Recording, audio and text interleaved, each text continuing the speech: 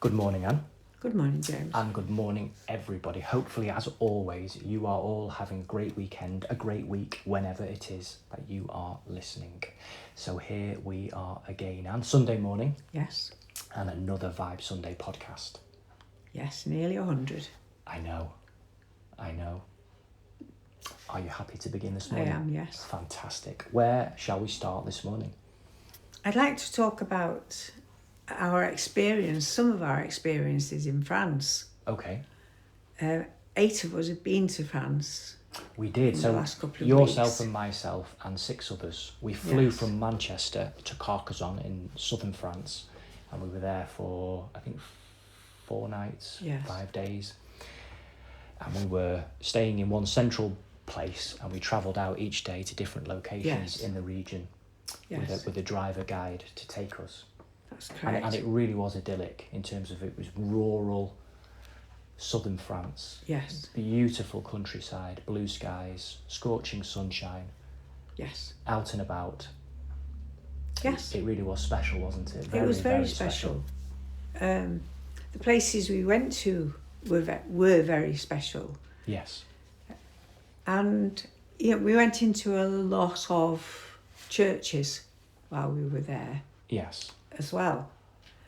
And then we would go back to the place where we were staying. Yes, our accommodation. Our accommodation. Yeah. Yes. And the accommodation itself, I would say, was basic accommodation. Yeah. Well, we were told that until about 15 years ago, it used to be a farm, Yes. and whoever took over it wanted to run it, or wanted somebody to run it as a type of accommodation retreat. Yes. So lots of parties seemed to hire it for different types of retreats. Yeah.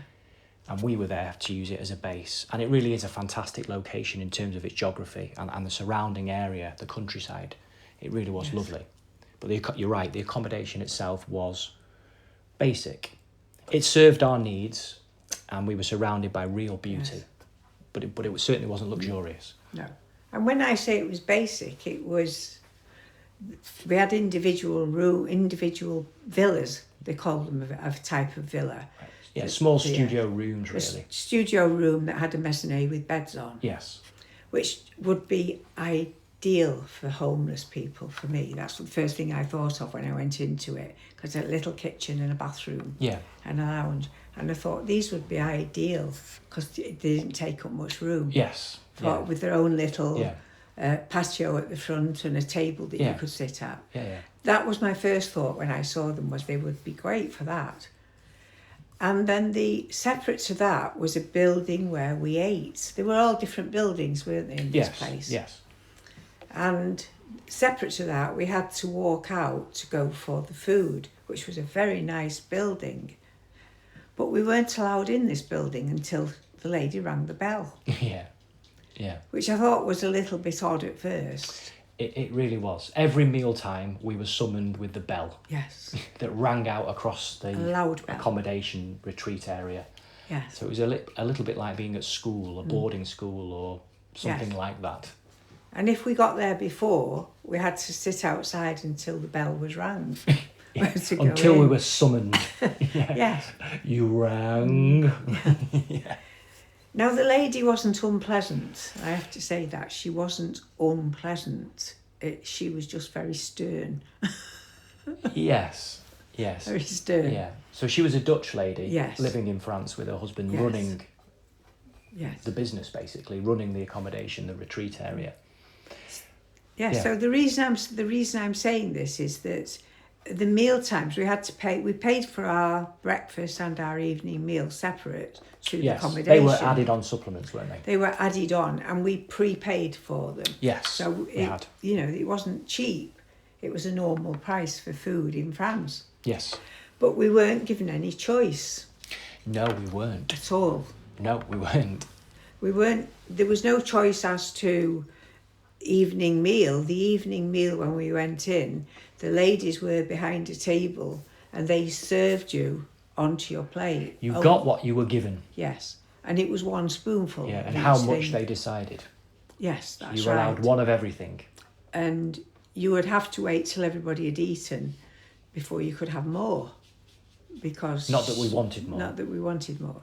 Well, at breakfast we did, but other So than that, yeah. so the first evening it was fish, which was great. Fish cooked in a parchment, which was nice. It was a nice meal. Yes, it was unbelievably basic, very basic. It was tasty, the fish. Yeah, but it was nice fish. Yeah. Then the second evening was a vegan meal, which I can't. I mean, I have to be very visual with food. Yeah. So if it's visually, it doesn't look pleasant. All of the food across our time there, give or take, only a few things, really did not look, smell, and to be honest, taste very appetising at all. It was not pleasant. Yes. So I said on the second evening when the lady was serving me, and she said, it's A, B and C. It looked awful. If we're going to speak candidly and honestly, it looked awful. Absolutely awful. Yes. The opposite of appetising. Disgusting. It was, yeah. Yeah. It was, yeah. And quite often it was cold. Yes. To add to our misery. So she said to me, do you want offering it to me? Do you want, this is whatever it is, and she was putting it on my plate. A bowl of gruel. Yes, and I said, I don't like, I don't eat vegan food. I need to have meat. So she said, well, you will have meat one of the evenings. Now, the reason I'm saying this is not because of her serving vegan, vegetarian or meat. It's the fact that she said, no, I couldn't have. We didn't have a choice. There was no choice. And we had prepaid for a choice. Yes. And we were under the impression that there would be a vegetarian, vegan and meat, fish or meat option, which would make sense. Yes. And pretty much every accommodation, restaurant, pub you go to, you would have at least one choice. Yes. So it's not the food. It's not the food that's bothering me. Obviously, I didn't like the food. Yeah. But it's not that that's bothering me. It's that an attitude like that, it's the attitude of somebody. Yes. And I'm finding that this can happen in lots of different places now. Yes. That people's attitude yes. isn't good. Yeah. They weren't accommodating, were they? No. Although they were not unpleasant, No. they certainly weren't particularly welcoming. And it was almost our fault if we were even questioning it, which I thought was perfectly reasonable. And I'm sure I'm not sure, I know everybody else that was there with us felt and thought the same. We weren't allowed to change our towels or bedding. No, towels, one towel. One towel. One towel, which was a sheet. So you just had to use what you were given. Yes. Even though it wasn't luxurious or super expensive, but it also wasn't, ridiculously free or cheap or anything like that. And the meals we paid for on top of the accommodation, yes. Yeah. And we managed, and we had a fantastic trip, and it was a huge success. But it did feel a little bit like a con as far as the accommodation side is concerned, that it was false pretense. And what we experienced as far as food and accommodation was not what we thought we'd be experiencing, certainly not in the area of our expectations. And when we raised that, it wasn't met with any kind of real concern back. No. It was just a case of, well, you ticked a box, this is the way it is, which makes you feel uncomfortable. And it does make you feel like you've done something wrong because you're the one causing trouble, or at least you're made to feel like you're the one raising a concern. So from that side of things, it didn't feel great in terms of the integrity. Don't get me wrong, we had so many wonderful memories, so many fantastic moments, and we were laughing. Yes. Our guide was brilliant, the weather was scorching, and we had some delicious food in the various villages, towns, and Carcassonne, the city that we went to. It was brilliant. It was a fantastic trip and a hugely successful trip for us all. But the integrity and the reality of a lot of these businesses making money off people in all areas of life, whether it is travel, tourism, sport, spirituality, sightseeing, well, that's travel, tourism, entertainment, extracting the maximum amount of money for the least amount of output. That's what it felt like. Yes. It's happening in Does that make general. sense? It makes I hope perfect that makes sense to sense, me, yeah. because it's not my concern of this one place, it's a concern of what's happening Yeah. in this world. Yeah. Cutting corners and lowering cutting standards. corners, yes. And my daughter today has said to me, I was speaking to her today, and she was saying that in her school, Yeah. there's no money for something. For something for the children, basic Yeah. reading material for the children, because the money's been spent on a podium in the school Right. that nobody's used. A podium. A podium. As in like a winner's podium. No, a podium for somebody to stand on when you're talking, that sort of podium. Right, okay, yeah. And and a mechanical. Why would platform. a school need a podium? Well, that's what she's saying. It's a primary school. There's also a platform that comes out, and electric chairs come up. It goes under somewhere Right. for the children to play in the hall, or either goes away or comes up. But this platform comes out, and it has all chairs on for somebody to have a conference there. Right. But what she's saying is the children need basic things. Yeah. So that to me also is part of integrity. For me, if I was a headmistress, my first priority would be those children, not the aesthetics of the school. I can only say I agree. I don't know anything about this, but No. yes, I absolutely agree. How many children are going to school hungry? Yes. How many children are going to school with uniform that fits them? You know, with their teeth cleaned, hair brushed. I mean, it's absolute basics, isn't it? Pens, paper. Yes. Teachers having the proper equipment. Children having access to reading Yes. books. Yeah, absolutely. And she said this week they've done a cricket as a session, because it's only 7 weeks now till they finish. Yeah. They're doing lots of different activities because the stats have been done, so it's not so much school work. So they had a day where they could experience cricket, and it was raining. Right. So they had to stand under an umbrella, but the children are still playing cricket in the rain outside, wet through. Yeah. So I said to her, but the school uniforms they'll be wet through doing it. So she says some of them haven't even got jumpers or coats. So this is what I'm not getting my head round, that people are only thinking, they're very narrow-minded, thinking of themselves, the aesthetics of the school, but not of the children. Right. Same as this lady. It was Yeah. about aesthetics. I don't think it was about aesthetics. I think it was about money. It wasn't I think well it was, with her. that was my about money, feeling yes. anyway. It was about Yes. extracting the maximum amount of money and giving out the least value. Yes. So the food was as basic as possible, using the least amount of ingredients, and as far as washing and cleaning, minimalising it to the Yes. least amount, and charging as much as possible for Yes. that without it being rejected. So an extraction, basically. Yes. Yeah, and it we was didn't, about that. and therefore we didn't get value, as far as I'm concerned, No. value for money. So as I say, that made me then start looking at, as my daughter spoke about it today, what's happening in some schools. That won't be all schools. That's up to the Yeah. person who's in charge. But of there is their a school. huge funding issue with schools.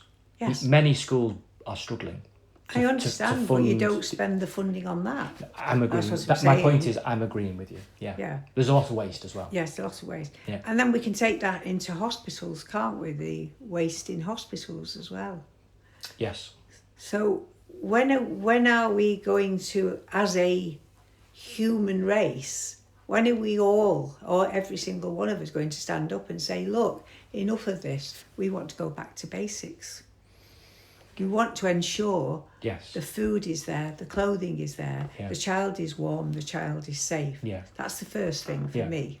Absolutely. And- Well, yeah.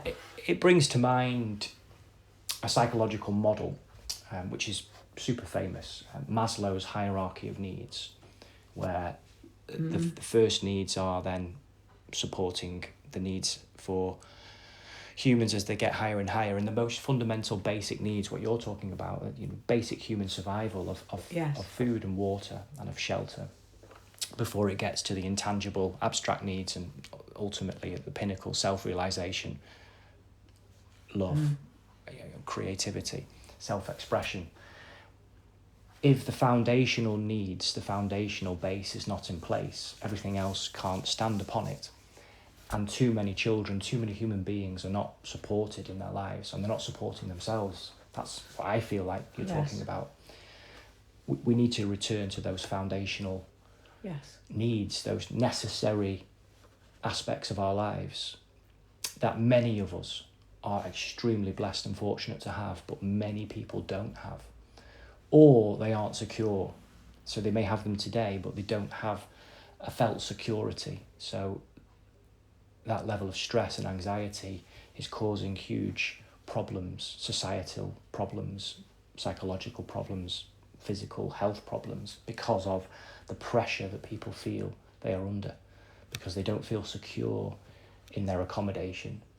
They may be renting, money's going up all of the time. They may not feel secure with their bills, because bills are rising all the time. Council tax bills are rising, utility bills are rising. There are energy price rises set to come again this summer.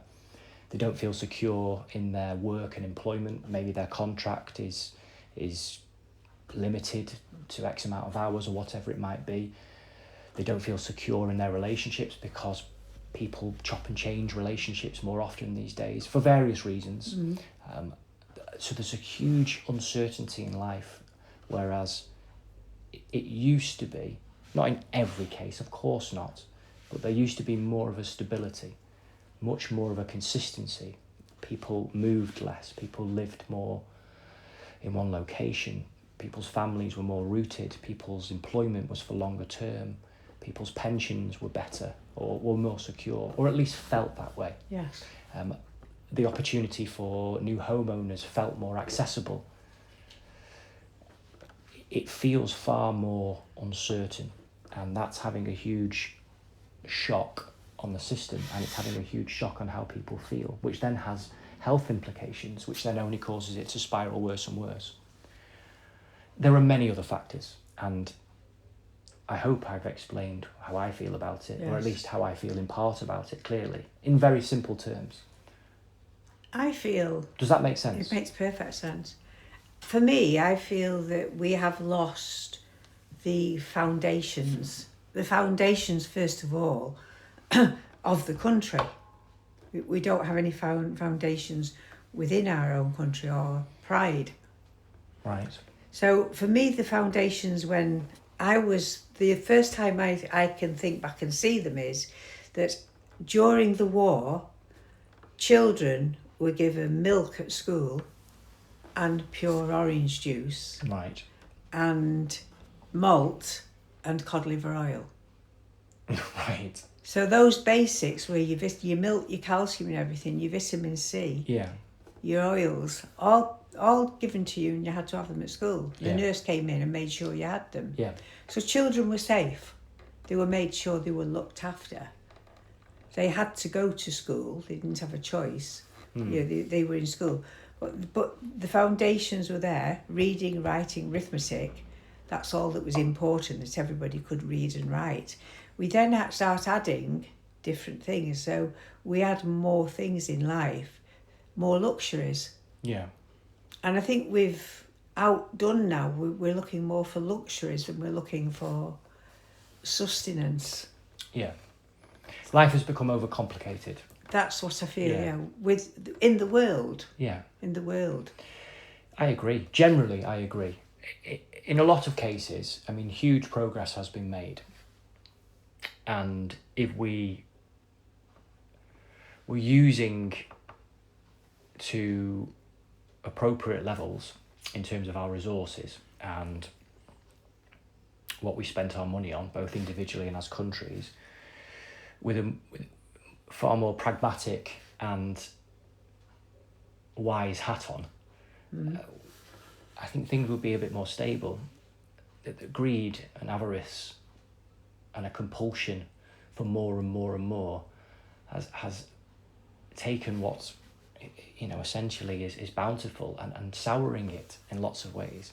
I wouldn't want people to lose access to healthcare and dentistry and transportation and warmth. I wouldn't want people to lose what people fought for. But if we take it advantage of it to the point where it's abused, it stops functioning. And that's what's happening, is the country and the services and people's lives aren't functioning, not because it's not accessible, but it's not working well. And that's such an oversimplification, and it's complicated and very challenging to even approach. But I agree with you, in simple terms, let's get back to basics. Appreciation for the basics: food, shelter, warmth, access to education, access to healthcare, and let's assure these for everybody. And if that is not the case, let's ask the question, should it be the case, and what can we do about it if we feel it should be the case? I agree. The one thing that I would like, and I really would like, is, and this is, for me it is essential, is that every single being in this country had job security. Yeah. I think for me that's a major thing, that people don't have job security anymore. No, they don't. And that in that job security they should have their health. Well, we are entering a period where job uncertainty is going to get wildly worse. Yes, that's what bothers me. Because of artificial intelligence, it's going to affect the jobs of so many people. It's an unknown, but on its current trajectory, it's going to have a large impact, maybe ginormous in terms of global jobs, based on where it is going. So there, as things currently stand, it's going to be huge unemployment, and whole swathes of people, millions and millions of people, are going to have to redeploy their skills or retrain or something else. This is the Industrial Revolution times 100, as things currently stand. There's no point trying to avoid it, but we must be aware and awake to, is this what we want, and how we approach this, and so forth. Yes. I think that the way for me to solve this, not me personally, and I mean everybody, I don't mean me personally, is we have to stop sitting on the fence. We have to go into a supermarket and not use the self-service. And if somebody asks you, you say, no, I want to see a person. Insist on job staying. Insist on job staying. Yeah. But insist on them employing people. You're not fast enough, you need to employ somebody else. Yeah. So unless we all start standing and talking, and that's every aspect of life, people are too quiet. I'm not saying be rude, please don't be rude, and please don't be aggressive. It doesn't need that. It only needs us to stand in our strength and say, I need somebody to serve me now. If nobody's if there's only self-service, if you go into Tesco's, what is wrong with going and standing at one of the others where they serve you and say, look... The checkouts. Traditional checkouts. Traditional ones, yeah. I want somebody to serve me, please. I want somebody to help me. That's all we need to do. And if we all started doing it in small ways, and that's the same with jobs in a factory. It does make me think in terms of whether or not we are Luddites in the Industrial Revolution, refusing to adapt to any modern technology. And I suppose, in essence, somewhat yes. If the technology isn't real, if it's robotic, we should definitely be saying no. All of you listening will have your own thoughts and feelings, but it's clear to me that we will lose a huge part of our humanity if this current trajectory of evolution continues. Yes. And we don't have to accept it. We can direct it and create it in other ways. And that's what I would very much like us to do, us being the collective humanity. I absolutely fundamentally know that our capacity as a collective species has barely been tapped. And if we outsource our power to an intelligence in other areas, we've stunted ourselves and potentially even made ourselves extinct in the future, maybe even near future. And that I suggest we make an about turn. Remember who we are, and choose to live from that place. This beautiful body that we all have, the capability of it, from not only the brain, the actual functions of the body, how wonderful it is. Why on earth would anybody turn to anything robotic when we have something that's so beautiful? Because it supports an economy and it will make more people more money, but only a small amount of people. Yes. As things currently stand. Astronomical sums of money. So it's an economic model really, rather than comparing anatomy, which sounds, it's very hard to compute this, but yeah. If the economy wasn't the way it is, there would be no need for this. Or there certainly wouldn't be an enthusiasm for it, because we would be content upon where things are going. Yeah. And we're not content, are we? No. But that doesn't mean we should accept what has been prescribed as the solution without any say-so. It's not democratic. This is being forced upon people. So we have the choice to say no or yes, depending on what you think. Yes. You may or may not agree, but to make a conscious choice as an individual and as groups of individuals and ultimately as a collective, all of us. Yes. And bring back that wonderful imagination in children again and let them be able to chatter and talk and get on your nerves talking to you all the time. But you don't see that nowadays, and how wonderful it is when you see a child dancing at the side of its parents and talking non-stop. Yeah. That's an example of human nature flourishing. Yes. Children being children and parents being parents, rather than a dulled down, disheartened, somewhat subjugated humanity, which is feeling depressed and disillusioned with life and no hope for the future. It's that optimism, that joyfulness, that vitality for life, that sense of possibility, and that today is a good day and tomorrow could be even better. And that's so important because people don't feel like that for good reason. And it can change, and I feel that that's the first hurdle for us to overcome, is to embrace the possibility that things can be different, but we have to set that example and we have to lead. And we have to do something about it. We being all of you listening and all of us together and anybody else that would like to lead by example. To your own mind and conscience, to your own knowing and will. You may or may not agree with what we are saying. So think for yourself. But I'm sure in the broad strokes, we do agree that humanity is of value, and a technological answer to everything isn't what we want as a whole. No. As a collective human race, we don't want that. Only certain humans are saying we want that, and they're telling everybody else it's for your good. And it's clear and obvious that's highly unlikely. And I'm being generous with that. Laughter, we need to bring laughter back. And I will say we did have lots of laughter in France. We did. We had a wonderful time in France. Yes. We really did. Beautiful weather. Really idyllic surroundings. Yes. And the 8 of us got thrown out of a church, didn't we? Right, yes. And that was to laugh about. For no reason whatsoever, other than being there. Yes. The groundskeeper came in and we were with our guide in a local parish, a village church in France. Really interesting. We were being shown around and doing nothing other than look around and listen to the guy talk about it very reverently and respectfully. And we were sincerely there and sincerely interested, being nothing but respectful, not touching anything. And the groundskeeper came in and basically threw us out for being there. No tourists allowed. Our guide was not pleased with this. Church should be open for everybody. In essence, I agree with our guide. Yes. But it was a surreal experience, but a fantastic memory to reminisce about and a story to tell, and it makes us smile and laugh as well. It does. Yeah, we had lots of laughter. We really, really did, and we really did celebrate, why we were there and what we were there to do. So thank you to everybody that welcomed us, and we met so many wonderful French people, didn't we? We did, yes. And they really were welcoming.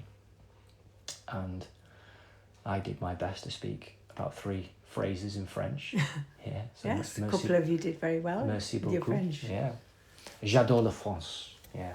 And I will say that my opinion of the French people wasn't very good when I went because of what people have told me and how Right. miserable they all are. Right. But I have to say that everybody I spoke to Yeah. in the restaurants or the shops Yeah. or anywhere were so pleasant. They were.